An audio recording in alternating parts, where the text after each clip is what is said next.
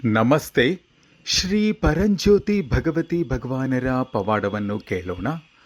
ಮೂಲತಃ ಮುಂಬೈನವರಾದ, ಪ್ರಸ್ತುತ ಚೆನ್ನೈನಲ್ಲಿ ವಾಸಿಸುತ್ತಿರುವ ರಾಜೇಶ್ ಬಾಲಚಂದ್ರನ್ ತಮಗೆ ಆದ ಅದ್ಭುತವಾದ ಅನುಭವವನ್ನು ಹೀಗೆ ಹಂಚಿಕೊಳ್ಳುತ್ತಿದ್ದಾರೆ.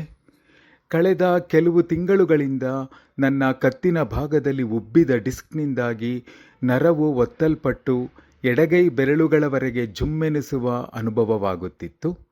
ತಲೆಯನ್ನು ಸ್ವಲ್ಪ ಮೇಲೆತ್ತಿದ್ದರೂ ನನಗೆ ತೀವ್ರ ಅಸ್ವಸ್ಥತೆ ಉಂಟಾಗುತ್ತಿತ್ತು. ಕಂಪ್ಯೂಟರ್ನಲ್ಲಿ ಕೆಲಸ ಮಾಡುವುದು, ವಾಹನ ಚಾಲನೆ, ಸೈಕ್ಲಿಂಗ್, ಯೋಗಾಭ್ಯಾಸ ಅಥವಾ ಮಲಗುವಂತಹ ಸಾಮಾನ್ಯ ದೈನಂದಿನ ಚಟುವಟಿಕೆಗಳೂ ಸಹ ನೋವಿನಿಂದ ಕೂಡಿದ್ದವು ಮತ್ತು ಕಷ್ಟಕರವಾಗಿದ್ದವು. ಫಿಸಿಯೋಥೆರಪಿ, ಔಷಧಿಗಳು ಮತ್ತು ಹಲವಾರು ವೈದ್ಯಕೀಯ ಸಲಹೆಗಳನ್ನು ಪಡೆದಿದ್ದರೂ ಯಾವುದೇ ಶಾಶ್ವತ ಪರಿಹಾರ ಸಿಕ್ಕಿರಲಿಲ್ಲ. ನನಗೆ ಸ್ಟಿರಾಯ್ಡ್ ಇಂಜೆಕ್ಷನ್ಗಳನ್ನು ತೆಗೆದುಕೊಳ್ಳಲು ಸಲಹೆ ನೀಡಲಾಗಿತ್ತು, ಆದರೆ ನಾನು ಅವುಗಳನ್ನು ತಪ್ಪಿಸಲು ನಿರ್ಧರಿಸಿದೆ. ಸಮಯ ಕಳೆದಂತೆ ನಾನು ಹೆಚ್ಚು ಚಿಂತಿತನಾದೆ ಮತ್ತು ನನ್ನ ಕೆಲಸವನ್ನು ಮುಂದುವರಿಸುವುದು ಕಷ್ಟವಾಯಿತು.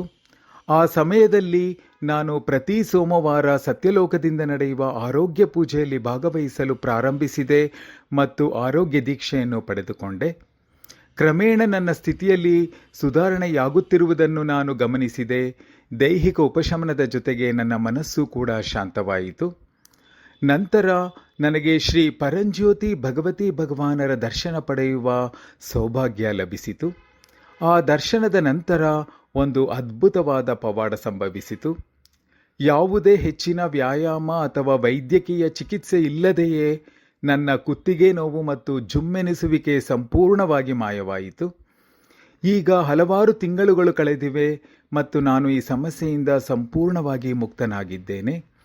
ಈ ಗುಣಪಡಿಸುವಿಕೆಯು ನನ್ನ ಜೀವನದ ದೊಡ್ಡ ಪವಾಡವಾಗಿದೆ ಮತ್ತು ನಾನು ಶ್ರೀ ಪರಂಜ್ಯೋತಿ ಭಗವತಿ ಭಗವಾನರ ಅಪರಿಮಿತ ಅನುಗ್ರಹವನ್ನು ಆಳವಾಗಿ ಅನುಭವಿಸುತ್ತಿದ್ದೇನೆ.